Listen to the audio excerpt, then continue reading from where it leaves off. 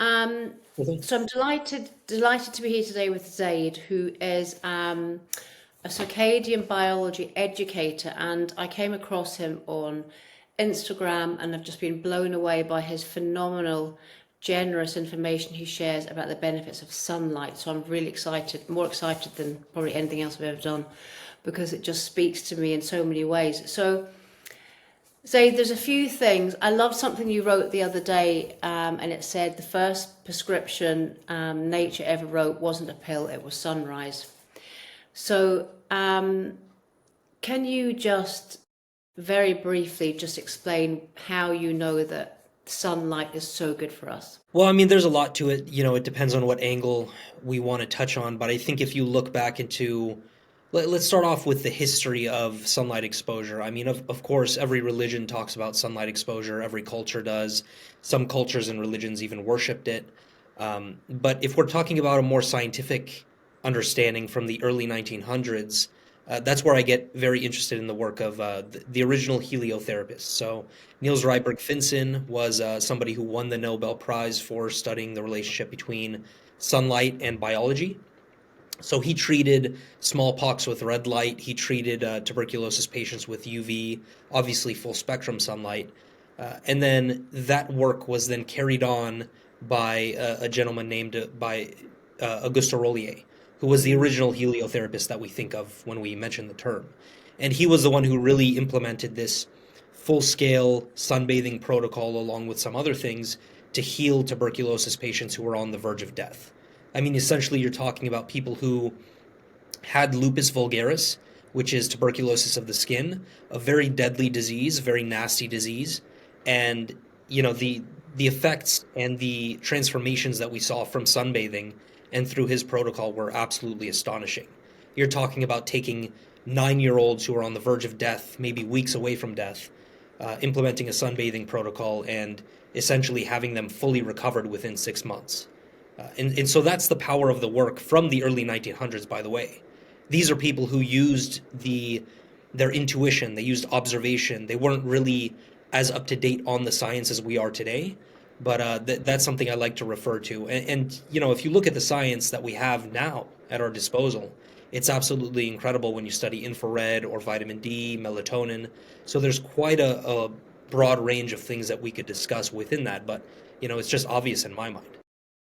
Oh, yeah, and it's obvious in my mind, and yet sadly sun has been demonized but for so long by the medical establishment, by the press, and so it's almost like people have had years and years of indoctrination about how bad it is for them, and it's really hard to get their head around now.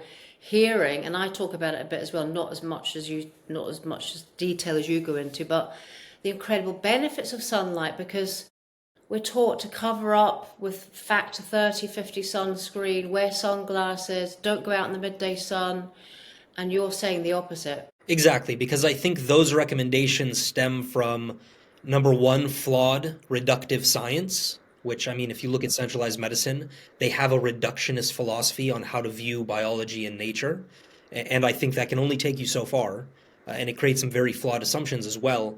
And then I think there is some inherent corruption involved. If you look at the early 19, let's say 50s up to like the 80s, I often mention this. Two companies, L'Oreal and Nestle, were actually at the heart of creating propaganda campaigns or PR campaigns to convince the population that sunlight exposure was inherently damaging to the skin, that it caused skin cancer. To do what? To sell sunscreens and sun creams and all of the stuff that they have now. I mean, you could talk about L'Oreal and their product lineup that is full of SPF and whatnot. The same with Nestle, which, if you look at Nestle's track record, it's not pretty, especially when it comes to some very unethical things that they've done to the human population. But that's, I think, where it comes from. If we're talking about the reductive science, all the skin cancer and photoaging research that is done um, is using isolated UV in an artificially blue lit lab on nocturnal animals such as mice, which have a totally different skin barrier, totally different repair processes and whatnot. And it's also done on cell cultures, so individual cells that are completely disconnected from the context of biological systems such as blood flow or hormesis, melanin. And so that's what I'm trying to get across. It's just that this whole centralized philosophy has been built off of flawed assumptions. And we need to really address that because it is creating damage in the form of iatrogenesis. When somebody is recommended sunscreen or sunglasses, that does have second and third order consequences that is very damaging for the circadian system of a human being. And so we need to really understand that and get that across to people. I mean, it's amazing. I mean, I've sadly worn contact lenses since I was 15. And only, I mean, I recently got and asked them to have lenses without a UV filter, but I'm very aware I'm still looking through something. And I've just come to this realization that for all these years, and I lived in Scotland where we didn't see a lot of sunshine, and I just realized looking back all the damage that's possibly done over the years, and I'm trying to reverse that. I've also made silly mistakes and got sunburn, mainly because when you live in the north and it's very cold and you don't have a lot of sun, you do the typical thing the Brits do. You go on holiday and you basically fry because you're so desperate to get some sun.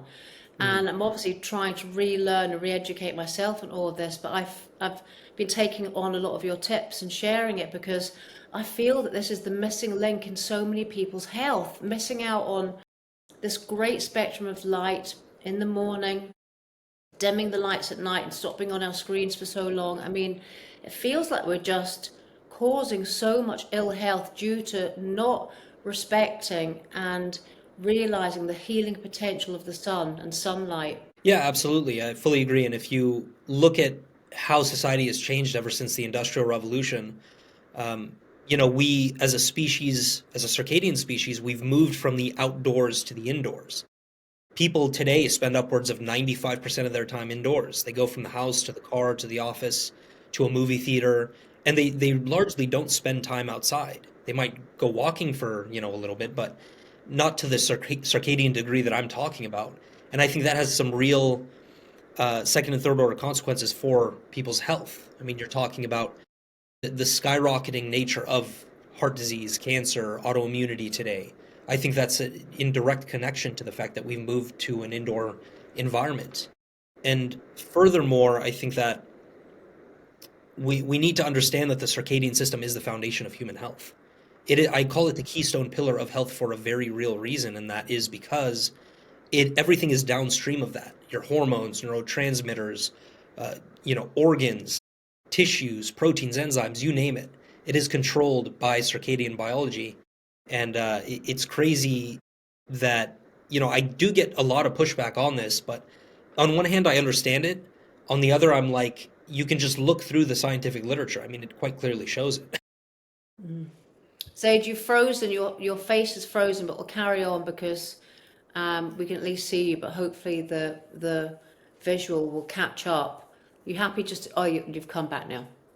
I noticed that I had a quick look at your Twitter page, and you certainly do get a lot of kickback, and you're very brave and you're very forthright and honest with your answers. And I love that because it's such a hard place to be, social media. You're really at the target of everyone's negativity and pushing back and hating you for it. And so I really admire the way that you've stuck to your guns and your research and the things that you've learned.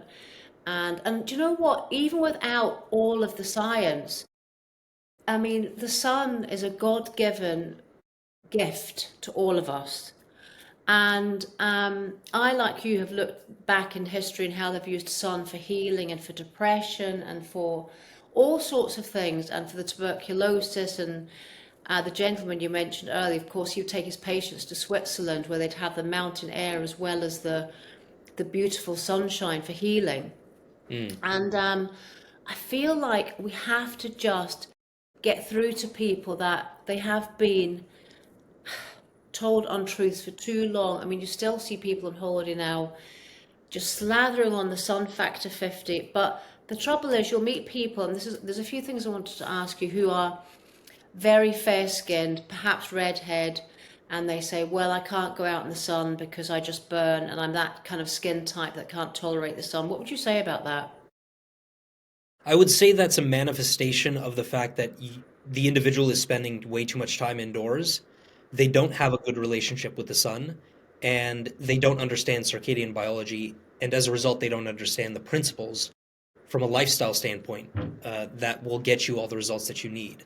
So, I've worked with redheads, I've worked with lighter skinned people with blue eyes, and the work applies universally to all people because all people are a circadian species, right? So it is incredible to see, somebody who is a redhead to not burn whatsoever after spending a lot of times burning and whatnot. It is incredible to see that lighter skinned people can develop more melanin. The thing here is that there's an educational gap or educational hole that people aren't aware of. It's that there are multiple different forms of melanin. Like I often refer to eumelanin as the form that is responsible for blacks and browns in nature. So this is why somebody who lives in Africa who has dark skin has that colored skin. It's because they have eumelanin mostly. And then somebody who is lighter skinned actually has pheomelanin, which is responsible for the reds, yellows, oranges, pinks in nature. And so you can think about a red fox or a pink flamingo. That's pheomelanin at work. And even though it's not as protective against UV, it does have about 20 to 40% protective ability in terms of its ability to block UV. But at the same time, it's not just blocking UV light. It's also allowing some absorption to then go about systemic function in the body. And so, whether you're a lighter skinned, darker skinned person, this work applies to you. But when you are lighter skinned and you start out, you have to be more intentional about the process. You can't just spend 3 hours in the sun. Some people can't even spend 20 minutes to begin with. They have to start really slowly. And I think that's the biggest thing. Like, that's why I wrote an article on my Substack called the Solar Callus Guide, which is just a full intro on how to build melanin properly and how to set the circadian foundation from a lifestyle standpoint. And I guess that means starting earlier in the year before the sun's intensity comes in the summer, starting in early spring, for instance. Exactly. And, funny enough that you mentioned that, I recently made a carousel on sunbathing babies and the history of that. If you look back to the early 1900s, they would actually create baby cages because of this fact that people moved to urban scenarios or environments, and people needed sunlight, they needed fresh air. But furthermore to that point, in 1931, the U.S. Department of Labor's Child's Bureau came out with a full set of recommendations for how to sunbathe your baby properly. And it tells you to a T, and I've written about this, it's on Substack, it's on Instagram and Twitter. It tells you to a T how to actually sunbathe your baby properly without burning. It explains the difference between UV index according to season. It explains that you should open the window to allow full spectrum sunlight in. I was kind of shocked by how wise these people were in the early 1900s in relation to this subject. And now to see us today, where you have centralized dermatology and ophthalmology essentially demonizing the sun, is something where I think we've regressed heavily on. Yeah, I agree. And I saw that wonderful piece of print you shared about the 15 minutes the baby should be out in the early part of the year to build up. It was wonderful information, and we don't have any of that now. What I also loved, Zaid, that you said we are beings of light, that we literally emit light. And I found that mind blowing that we have these biophotons that emit light that can't be seen by the naked eye. You shared some amazing images. What do you think that's all about? Why do we emit light like that? It is a very deep story. It is a fact, first of all. I mean, we do know that mitochondria actually emit their own light as a result of their metabolism. And so just that fact alone, absolutely incredible to think that the quote unquote powerhouse of your cells, billions of mitochondria in the body, are producing their own endogenous light. And what's interesting about this light is that it can actually range from anywhere between 200 nanometers, likely even below that as well, all the way to around 900 to maybe even 1,000 plus nanometers. So you're talking about the fact that your mitochondria are making light in full spectrum, in its full spectrum, in similar ways to the sun. Not perfectly, but similar ways. And so from my standpoint, I think that's important for, just everything in the body, from cellular signaling to repair processes to just overall systemic function. And the most important thing that I get across to people is that you need the external light during the daytime from the sun, and you need darkness at night. You need that duality in order to make sure that your mitochondria operate efficiently and produce this light accordingly and correctly. So that's one of the most incredible pieces of information that I came across. And it does go to show that we are beings of light. Like we actively emit light when you study human beings with sensitive enough instruments. You know, you can place them in a dark room with sensitive enough instruments. And about 2 hours after you place them in that room, you can start to see the emission of light, which is incredible. It Stunning. goes deep, and I think that's one of the best things out there. It was a miracle. I know there were people wanting to know some very poignant answers to some questions. So I'm going to ask you, and I know you've covered these before, but I do want to know your opinion on wearing sunglasses. I've mainly stopped wearing them because of what I've learned, but and at first I found my eyes were very sensitive, and I don't feel that anymore. Do they have a place at all, sunglasses? They do. I think that we'll start out with that nuance because it's an important one. Like if you are driving during sunrise or sunset, if you are on the water, any time that there is glare present, when there is actively glare present, you want to use sunglasses to protect the eye. I think that glare is very damaging to the eyes, and you want to avoid that completely. So there are different scenarios where this can manifest. This can happen in deserts. It can happen in on the water. It can happen at Ice, high snow. altitude. Yeah, Yeah, yeah. and so if there's a lot of snow, that's a big part of it as well. But that's the nuance. That's where I think sunglasses have a place. Any place outside of that, I think that it's unjustified. It is directly causing circadian disruption, and it doesn't make sense from a first principles biology standpoint. So if you think about the eyes or the ocular system, every aspect of that system is circadian in nature. It's a circadian organ. It contains mitochondria, which are light sensing organelles. It contains non visual photoreceptors, which are light sensing proteins. Think of melanopsin, which senses sky blue, rhodopsin, encephalopsin, neuropsin, which is a UVA light detector.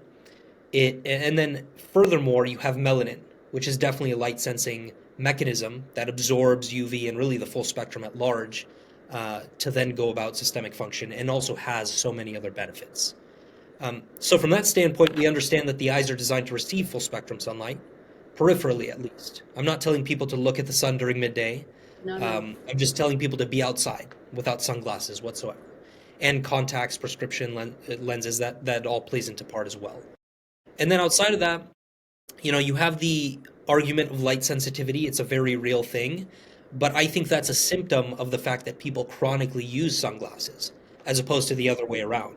Yeah. And so if you look at the science behind it, you have melanopsin, which is the blue light sensor I mentioned, within these intrinsically photosensitive retinal ganglion cells within the eye.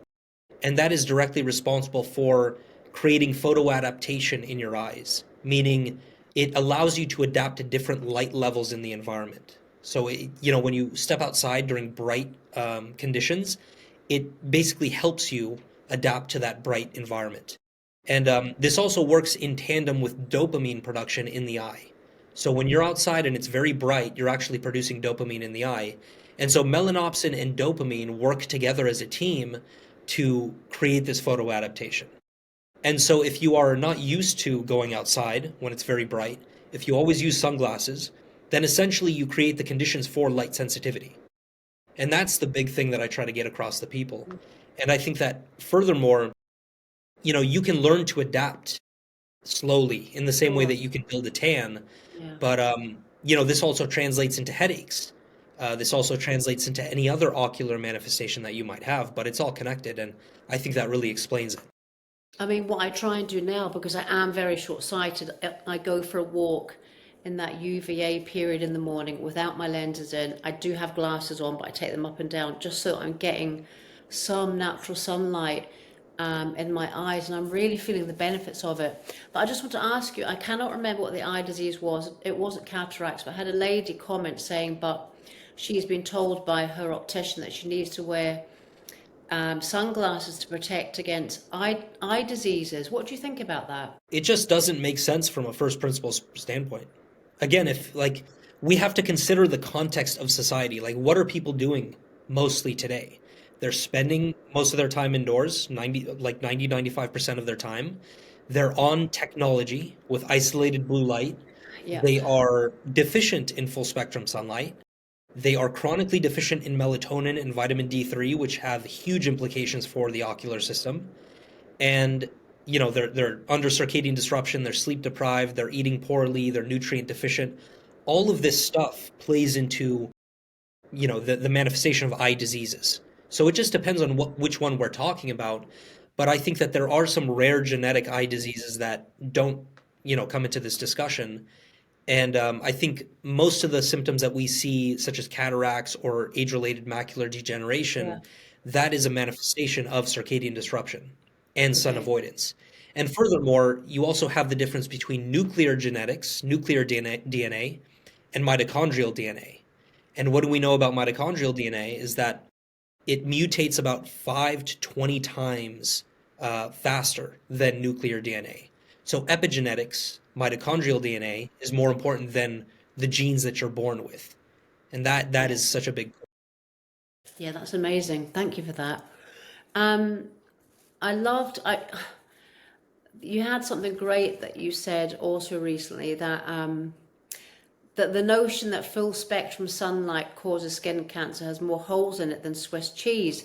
And I actually just want to come in here and say that my grandmother, I love that, it was a really good phrase, by the way. My grandmother had, it was in her groin. It never saw the light of day. So that's just one person I know that didn't, there was no sun there, and she had that. And you do read lots of studies that say, in fact, there was one PubMed study, quite an old study, that said the sun didn't cause melanoma. What do you, I mean, and I think it's like you said, multifactorial, poor diet, nutrient deficiency, not enough and natural light. And then, I mean, what do you think about melanoma and what about the basal cells, for instance? Do you not think they're due to the sun? Again, I have some very serious reservations in terms of sunlight causing any type of skin cancer. I Okay. think that number one, we have to understand that all anti-cancer processes in the body are under circadian control. And what do we know about circadian biology? Sunlight, full spectrum sunlight, is the most powerful Zeitgeber, or time giver slash external circadian cue. So, just from that fact, it does not make sense that sunlight inherently causes skin cancer. I think there's a lot to it. You can talk, I mean, you just mentioned it. There are many melanoma cases that occur on areas of the body that don't see the sun. There are also different subtypes of melanoma. So it gets very murky, I think, but uh, there's also the discussion that vitamin D3 deficiency is causal of melanoma, or at least highly associated with it. Yeah. So people are avoiding the sun from that standpoint. If you study the individual wavelengths, such as red, infrared, they've actually been shown to stop melanoma spread or proliferation, which is interesting. It's also interesting considering that most of the sun's light is red and infrared. Only about 3 to 5% of the solar spectrum is UV, even at the highest UV index time. And then there are also, I think the core of it is that, again, we go back to the flawed research.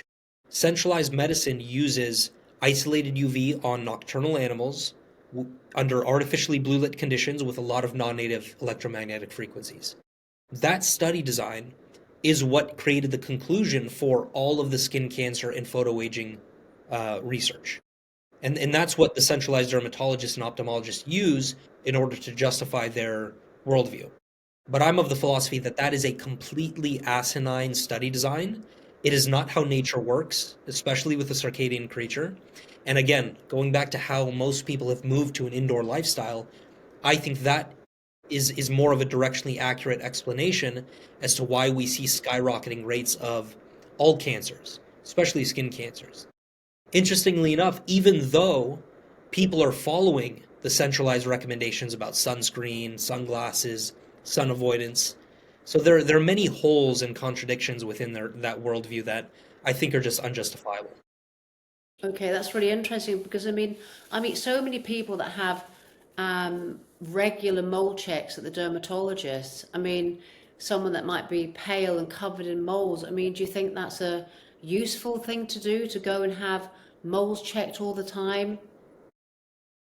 I do actually. Maybe not all the time, but if you notice something new popping up on your skin and it doesn't seem to go away, maybe it hurts or there's like extra redness, it could be useful to go to a dermatologist and get that checked out. I'm not against that at all.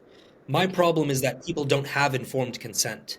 They're not educated on circadian biology. They're told a very skewed and reductive philosophy when it comes to this discussion of sunlight and skin cancer. And I think that people need to have the educational background, or at least be educated in some way, to know that they're entering a lion's den essentially. What people don't understand is that melanoma overdiagnosis is a huge problem today. Oh, Imagine if you were to walk into a dermatologist, get your skin checked out for whatever manifestation, and be misdiagnosed with melanoma. There would be a whole cascade of interventions that you would be given that would ruin your health in some way. And so that's what we call iatrogenesis. That is what I think most people are ignoring. And again, all anti-cancer processes in the body are under circadian control. So autophagy, apoptosis, tumor suppressor genes, senescence, cell cycle checkpoints, these are all under circadian control, which means that we want a wise use or approach of bright days during the day and dark nights after nightfall. and also, so your view is, in your research, I'm sure you've said that you have to see the sunlight with your bare eyes without contact lenses, sunglasses, or glasses for the signals to be sent to the body. Does that help in burning, or is it protective? Absolutely. It's also an interesting idea that has been floated a lot within the social media space, but also circadian space. And if you're putting sunglasses on, then you are robbing your eyes of that UV light signal, which gets first to the brain, strikes the suprachiasmatic nucleus, the master circadian clock, and then that is what's responsible for sending the signals to the rest of the body. Because every organ, cell, tissue has peripheral clocks with their own circadian genes. And that's what dictates function and repair. So when you block this UV light signal into the eyes, you're actually preventing yourself from activating something called the POMC system, the pro-opiomelanocortin system, which then creates the world's most powerful peptide hormones that we know of. Three of those hormones are actually known as alpha, beta, and gamma MSH, or melanocyte stimulating hormone. What do melanocytes do? They create melanin. And so we're back to the discussion that melanin is highly protective. Yeah. Eumelanin blocks 99% of all UV, and pheomelanin about 30 to 40%. So, this gets into the idea that you are essentially blocking nature's most powerful sunscreen, endogenous sunscreen. And when you do that, you also leave yourself susceptible to burns very quickly because you're not producing melanin actively. And so I've seen this happen time and time again. People have come to me and reported that they stopped burning when they stopped using sunglasses, especially the redheads, lighter skinned individuals with blue eyes. It just works across the board, which is incredible. It's incredible. It's so wonderful to hear that, actually. Um, I was going to ask you something there and I've forgotten. It was something very useful. This wasn't it, but I just want to ask you a little bit. There's a few things that have been going around as well. What's your view on the consumption of seed oils and sunburn? I think that's very real. There seems to be a lot of anecdotal data on that. And it just makes sense when you understand that your skin contains mitochondria and the fat surrounding each cell is, made up of the fat that you consume. And so if you're eating oxidized, highly inflammatory oils that we were not designed to consume, then if you do that over time, you end up becoming what you eat. And so your skin barrier and the cells within your skin barrier, along with the mitochondrial dysfunction that they cause, will inevitably suffer from that. And then that impacts repair and function of the skin, which leaves you more susceptible to burns. So I think it makes sense from that standpoint. And Okay, again, people will that say there's makes no sense to scientific me evidence too. for it, but this is one of the more cutting edge aspects of this work. And I think the anecdotal data speaks for itself. Sorry, it's frozen there. You Oh, I okay? think you just reconnected. Yeah. Okay. Yeah, can you hear me? Um, yeah, that was great. I can cut that bit out anyway.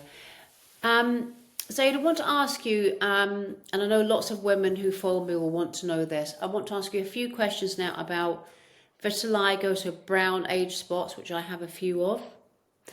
And your opinion on using a face sunscreen to prevent wrinkles? I mean, I saw that amazing post you put about the classic story about the person who had the sun damage in the car and it was through the window, and I totally understand that. I want to know what your opinion is on wearing something to protect your face from age, from aging from the sun. What do you think about that? I'm usually an advocate of single ingredients if you want to go down that route. So I am a big fan of, let's say, the combination of beef tallow and methylene blue, for its Hmm. anti-aging effects. Um, that I would be very careful about putting things on the skin if it deviates from that single ingredient heuristic. I think that you can get into some very real problems. I mean, there are a lot of skin products that can create more sun sensitivity. The retinols are something I've heard of that I haven't done a deep dive on, but I've heard that those actually increase skin sensitivity as well. So Yeah. anything along those lines, I would urge people to avoid. But anything single ingredient that comes from nature is really a good way to go about this in terms of the face. But you also have to be in circadian alignment. So you have to prime the skin with that morning sunlight, which is rich in red and infrared when there's no UV. That is what's going to activate, the circadian clocks within the skin to prepare you for the upcoming UV. And then in terms of, if you want to protect your face more often during that high UV index, sure, but just, make sure it's just wearing a hat or seeking shade. I have no problem with that so long as you get some sunlight on your face, because even sunlight penetrates the brain, which is interesting enough, and I think that's a very important piece of the health protection and chronic disease protection, um, discussion here. And then outside of that, make sure you protect yourself from isolated blue. I think that's a big problem, from tech, from screens. The light at night is a huge issue, which is why I advocate for darkness, minimal circadian lighting. And another thing that I did write on is make sure to avoid direct sunlight exposure through windows because it does change the sun's full spectrum in harmful ways. It usually concentrates UVA and blue light together in isolation, and that is a very damaging combination to the skin. What do you think about facial experts who say to protect your face from wrinkles, you have to wear a sunscreen on your face? Yeah, I disagree on that. I think number one, they don't understand circadian biology, so they don't understand the relationship that the sun has with the skin barrier. And so I would say that if you are concerned about wrinkles, you should be a lot more concerned about the isolated blue from the phone that you're staring at for most of the day and from the overhead lighting when you're indoors. Because that we have shown through the scientific literature to actually cause hyperpigmentation. It Yeah. actually does destroy collagen and elastin. And so it only makes sense that if people are spending 95% of their time indoors, that is going to be the chief source of skin damage, not the sun's full spectrum. Now, I do think that you have to approach UV exposure during midday wisely, which is why I tell people that there is a circadian protocol that you have to follow to get the most out of it. But I don't think that sunlight inherently causes wrinkles in the way that these centralized practitioners are saying. I mean, because generally, if someone's diagnosed with vitiligo, they're advised to stay out of the sun. But I did come across a very interesting study on how vitamin B12, regular sunlight exposure, and another vitamin actually help prevent it and remove it, which I found incredible. But generally, on the internet, you find that if you've been diagnosed with vitiligo, you've got these brown spots, that you should avoid the sun. But you don't think that's true? I do think initially you should be very intentional and careful about sunlight exposure. Because I've come across some people who have gotten on calls with me from all over the world and they've reported that they have severe cases of vitiligo. And so if Yeah. they spend any amount of time when UV is out, they do burn very quickly. And so you kind of have to treat them in the same manner that you treat a redhead. Like their initial starting point is very, very uh, low.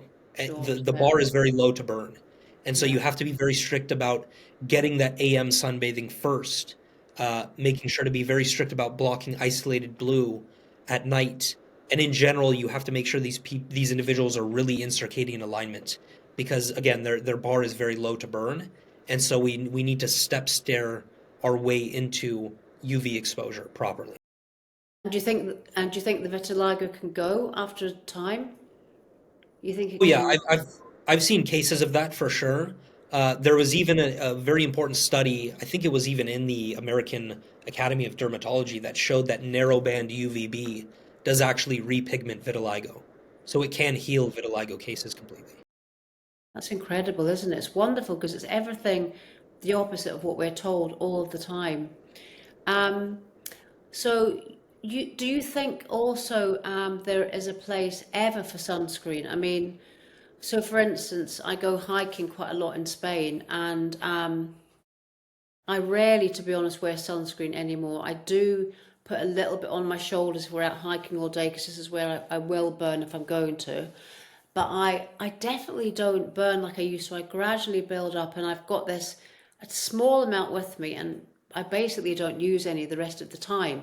But what's your opinion on using sunscreen at all? Do you think it has a place again? If it has a place, it's going to be in very rare circumstances for me because you're talking about it. Let's say you are hiking. Let's say it's a 10 UV index, and there's no possible way to find shade, and you forgot your long sleeve. Like that's the kind of circumstance that I'm thinking about.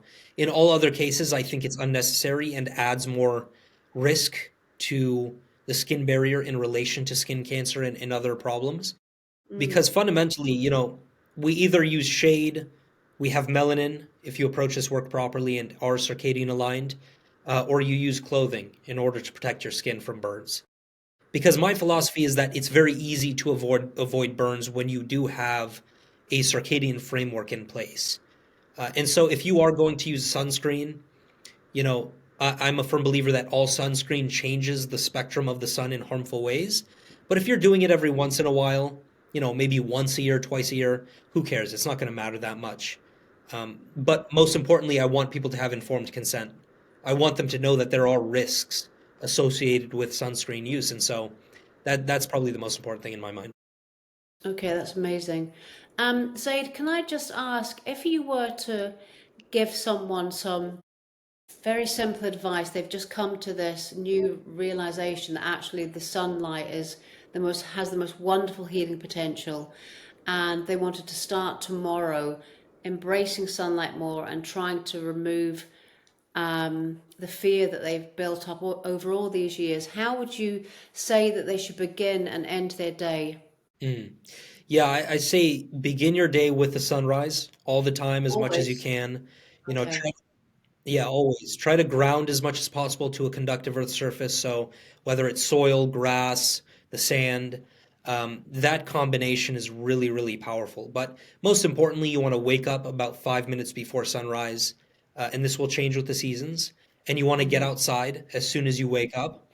You want to get as much of your skin exposed when you can, because there are extreme weather circumstances where you can't. And then you want to spend as much time as you can out there. But fundamentally, I think that's the best way to start your day.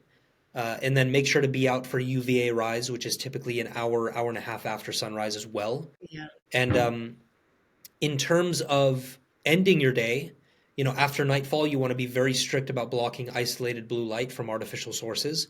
So that means the overhead lights, you dim them down to their lowest or turn them off. That means you replace all conventional LEDs with either incandescents or beeswax candles. And in general, you want to make sure you have a very dark environment. So, think about like the 1800s. How would people live at night during that time? It's kind of that environment that you want to replicate. And early to bed before 10 p.m. No food after sunset, no liquids after sunset. I'm very strict about that.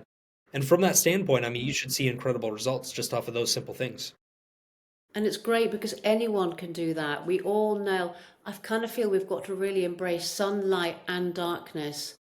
I mean, we really have to get back to really embracing all that nature has to offer us. And also, like you said, because of modern times, we spend so much time in the evening under very unhealthy light circumstances. And I often take my dog for a walk in the evening when it's dark, and I observe other people's lighting in their houses. And there's one particular one near me, and it's like illuminated like a circus. It's so bright, and I kind of want to say to them, "Oh, this is so bad for you," and it's so bright. But I have always been drawn to only a lamp on in the evening, and always a very dark room. I mean, unfortunately, I have a street light outside my bedroom window, but I have a blackout blind. I have an eye mask on.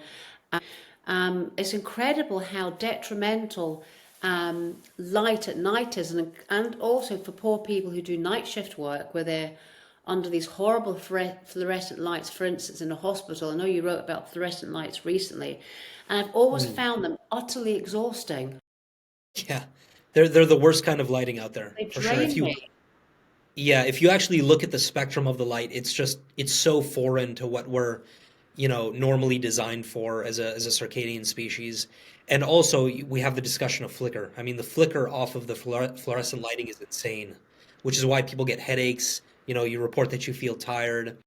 Arguably the worst form of lighting out there. Yeah, and so many institutions and workplaces, that's all they have. Schools, for instance, have fluorescent lighting.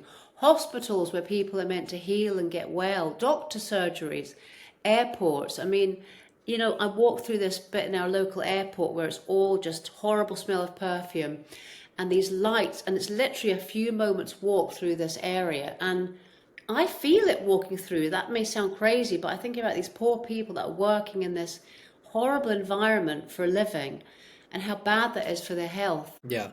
It's a real problem, which is why I think I'm really big on the education piece, because if you look around in society, it is arguably the biggest cause of chronic disease that we can think of. I mean, again, considering the body is a circadian system, every aspect of it is attuned to light. And so it uses light as the most powerful Zeitgeber to send the signals or to set a sense of balance in the body. So, your liver, your heart, your brain, all of these things are directly in tune with the light environment that you're around. And I think that if you're around a wrong light environment that creates circadian disruption, and again, this is backed by the literature, it's been shown to cause cancer. Artificial light at night has been shown to cause cancer. Circadian disruption has been shown to do the same. And you extend that or extrapolate that to every chronic disease that we know of today, whether it's psoriasis, autoimmunity, heart disease. These things, I think, at their core are a manifestation of circadian disruption. That's not to say other things are not important. Of course, your food matters. Your lack of exercise is a big thing and all that stuff. But what holds all of what holds the system together? It's circadian biology and it's light. And I think you only have to look at the animals. I think about my dog, she always tries to find the sunny spot. A cat will do the same. Even if she's panting, she wants to stay in the light. So I think that the information that you're sharing with everyone, I can't get enough of it, to be honest. And I'm really thankful for you and other people like you who are just blowing a few myths out of the water and re-educating us all on. And I'm trying to reap back all the years that I've worn I mean, I've got my contact lenses in now. There's nothing I can really do about that. But I'm trying to reap back all those years that I've just not had the light that I needed, and I now am finding it so incredibly good for my health and mental well-being, physical health, just to be outside early in the morning. And in fact, I spoke to a lady not long ago who'd had a type of chronic fatigue, and I said, if you could just go outside for a few moments at sunrise or just around sunrise. And she said that in itself had made huge differences to her health. So it just shows you what it can do for us. Only a tiny bit. Yeah, and that's the great thing about this work is that the barrier to entry is zero. Yeah, I mean, at the end of the day, you just have to become aware of it, and then everything else, for the most part, is free. I mean, you can make it dark for free after sunset. You can get sunlight for free. You can ground for free. It just depends on. I think where the power of this work comes in is when we create an overall framework of how to approach it, which is why I try to educate in that in that sense. And I try to work with people one on one to make sure they have the fundamentals in place because the fundamentals never go out of style. and it's really, really important. Before we go, could you leave us with perhaps one of your favorite gems that you've learnt of late about sunlight and how amazing it is for us?